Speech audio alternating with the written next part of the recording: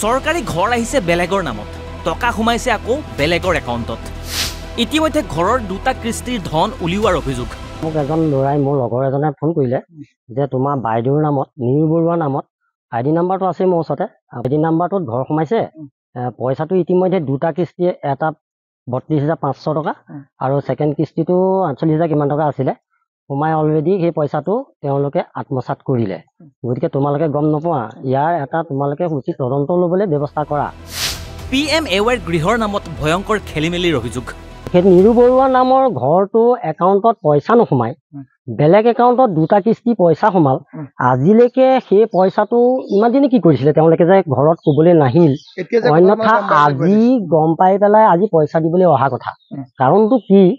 গতিকে এইটো আজি মানে পইচা দিবলৈ অহা কথা কৈছে। হিতাধিকাৰীয়ে পইচা নাপায়, বেলেগৰ একাউণ্টত পইচাটো সোমাই মানে তেওঁলোকে আত্মসাৎ কৰিবৰ কাৰণে এইটো কৰি আছে। ঘটনা নৱগঠিত দেৰগাঁও বিধানসভা সমষ্টিৰ অন্তৰ্গত দক্ষিণ আহতগুৰি গাঁও পঞ্চায়তৰ অন্ত আবানী চাপৰি গাঁৱত। অভিযোগ অনুসৰি গাঁওখনৰ মামণি ভূঞা আৰু নিৰু বৰুৱা নামৰ দুগৰাকী হিতাধিকাৰীৰ নামত আহিছিল ঘৰ, কিন্তু চৰকাৰী ঘৰৰ পইচা হিতাধিকাৰীৰ একাউণ্টত নোসোমাই আনৰ একাউণ্টত সোমোৱাৰ অভিযোগ। এই ঘটনা পোহৰলৈ অহাৰ পাছতেই পঞ্চায়ত কৰ্মচাৰীয়ে হিতাধিকাৰীক ঘূৰাই দিছে ধন। ৰাতিপুৱা আহি মোক আজি গাঁওবাই কৈছে যে সেৱাখন নকৰিবি আৰু পইচাটো তহঁতক আজি ৰঞ্জন ভূঞা আহি পেলাই অজিত আহি পেলাই পইচাটো ঘূৰাই দিয়াৰ কথা আছে, মানে আপোনাৰ সন্ধিয়া টাইমত মোক মানে হুলস্থুল কৰিবলৈ হাক দিছে, তেনেকৈ কৈছে। আৰু মানে যেতিয়া আপোনাৰ আমাৰ ঘৰ চাৰ্ভে কৰিবলৈ আহিছিলে তাৰপিছতো কাগজ পাতি মই তাক দিলো আপোনাৰ, তাৰপৰা সি কৈছে যে টকা ১,০০০ দিবি, ২,০০০ কৈছিলে, টকা ১,০০০ দিবি তহঁতৰ ঘৰটো পাই দিবি, এনেকৈ কৈছে। তহঁতে হুলস্থুলখন নকৰিবি, পইচাটো আমি তহঁতক ৰিটাৰ্ণ কৰি দিম। ঘৰটো তোমালোকৰ আছিলে? ঘৰটো নিৰু বৰুৱাৰ নামত আছিলে, কিন্তু বেলেগৰ কাৰণে পইচা কেনেকৈ সোমাব? সেইটো ৬:৩০ বজাত ফোন কৰিছে, মই তাৰপৰা গৈছো লগত গামবা গৈছে। ক'লৈ গৈছিলে? এই ৰঞ্জন ভূঞা কাৰণে। ৰঞ্জন ভূঞা কোন হয় তেখেত? তেখেত আমাৰ ইয়াত ঘৰ বিলাকৰ ফটো মাৰি থাকে, পঞ্চায়তৰ কোনোবা নেকি? পঞ্চায়তে কিবা হয়। তাৰপিছত অজিত আহিছে, তাৰপৰা গৈছো, তাৰপৰা ইহঁতে পইচাটো উলিয়াই দিছে। আপুনি ক'ত লৈছিলে পইচাটো? এই ৰঞ্জন ভূঞা ঘৰত লৈছিলে? কিমান দিছিলে পইচা? ৩২,৫০০। ৩২,৫০০ কিহৰ পইচা বুলি কৈছে আপোনাক? ঘৰৰ পইচা বুলি। ঘৰৰ পইচা ভুলৰ হেৰিয়াত মানে বেলেগ একাউণ্টত সোমাইছে বুলি কৈছে, মানে আপোনাৰ ঘৰ কিন্তু বেলেগ একাউণ্টত সোমাইছে বুলি। পইচা কেইটা কিস্তি দিলে আপোনাক সেইদিনা? এটা কিস্তি, প্ৰথম কিস্তি ৩২,৫০০ টকা দিলে। আৰু কি বুলি কৈছে? আৰু ঘৰটো বনাবলৈ কৈছে মোক, কিন্তু পইচাটোতো একাউণ্টত সোমাব লাগে, মাৰ একাউণ্টতে পইচাটো সোমাব লাগে। তাৰপিছত একাউণ্ট নাম্বাৰটো মই কাৰ একাউণ্টত এইটো সোমাইছে এইটো সুধিলো, মোক নাম্বাৰটো দিয়া নাই। আনকি চৰকাৰী ঘৰ দিয়াৰ নামতো উৎকোচ লোৱাৰো অভিযোগ। অজিত বৰা চকীদাৰ আৰু ৰঞ্জন ভূঞা আহে, ফটো নামাৰে, ঘৰৰ ফটো নামাৰে, পইচা দিলেহে মাৰে। পইচা ঘৰ পোৱা বিষয়ে ৫,০০০ ল'লে, আৰু আমি ঘৰ পাওঁতে ৫,০০০ ল'লে।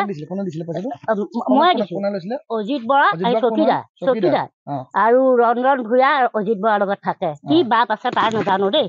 তাৰপিছত ৫,০০০ ল'লে, তাৰপিছত জব কাৰ্ডৰ পইচাটো গোটেইখিনি সোমোৱাই দিম বুলি ৪,০০০ ল'লে, ৯,০০০ ল'লে। তাৰপিছত জব কাৰ্ডৰ পইচা নোসোমালে, ঘৰৰ পইচাটো সোমালে।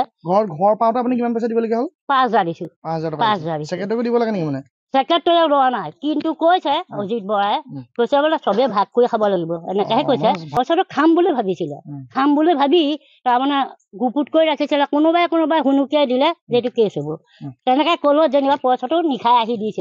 পইচা দিওঁতে গাঁওবুঢ়া আছে। বিজেপি চৰকাৰখন ইমানেই ক্ষুব্ধ, এনেকুৱা দালাল সোমালে আমাৰ দক্ষিণ আহতৰ গুৰিত, এনেকে দালাল খিনি আঁতৰাব লাগিব, আঁতৰালেহে আমাৰ শান্তি কৰিলে হ'ব। বিজেপি দালাল হৈছে ক্ষুব্ধ চৰকাৰত। এতিয়া দালালি পাইছো নহয়, এতিয়া গুৰিত নহয়, এই লদাই ভদাই বিলাক। অজিত হলে চকীদাৰ, পঞ্চায়তৰ চকীদাৰ, তেওঁ অজিত বৰা লিখা উপাধি। তেওঁ এইখিনি কৌশল কৰিবলৈ অধিকাৰ ক'ত পালে? তেওঁ দৰমহা পইচা অঁতৰা নাই নে? তেওঁ দৰমহা পইচাটো অঁতৰা নাই যদি ৰাইজক ভিক্ষা খোজক, কেলে অ'ৰ পৰা ৫,০০০ তোৰ পৰা ৫,০০০ ঘৰ দি পেলাই ল'ব লাগে? আকৌ ফটো নামাৰে নহয়, ঘৰৰ পইচা নিদিলে ফটো নামাৰে।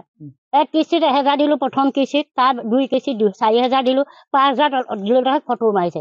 ৰঞ্জন ভূঞা মাৰিছে, লগত যেনিবা অজিত চকীদাৰ আছে, অজিত বৰা।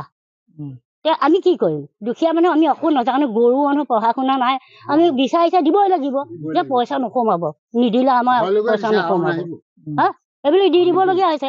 তাৰপিছত আৰু ৪,০০০ ল'লে নহয়, বোলে জব কাৰ্ডৰ পইচা সোমোৱাই দিম বুলি মাষ্টাৰ লেখি নিয়াহে কয় বোলে মাজুলীত দিব লাগে যাতায়তী খৰচটো দিয়ক যাতায়তী খৰচটো প্ৰতিবাৰে 1500 দিওঁ পইচা নাপালোৱে নহয় তাৰমানে অজিত বৰা আহে আৰু ৰঞ্জন ভূঞা আহে দুজন আহে এতিয়া হিতাধিকাৰী তথা ৰাইজে বিচাৰিছে উচিত তদন্তৰ আৰু ইয়াত এটা কথা হৈছে কি চৰকাৰী বিষয়ববীয়াকেইজনে যেতিয়া এনেকুৱা কাম কৰিব গতিকে বাকী নদাই ভাদাইসকলে কি থাকিব আমাক এইটোৱেই লাগে এতিয়া তদন্ত যে উচিত আইনী ব্যৱস্থাৰে যি দুৰ্বৃত্ত এই কৰ্ম কৰিছে আমাক অতি সোনকালে তাৰ ব্যৱস্থা লাগে দেৰগাঁৱৰ পৰা অৰূপ কুমাৰ ৰায়ৰ ৰিপৰ্ট অসম লাইভ 24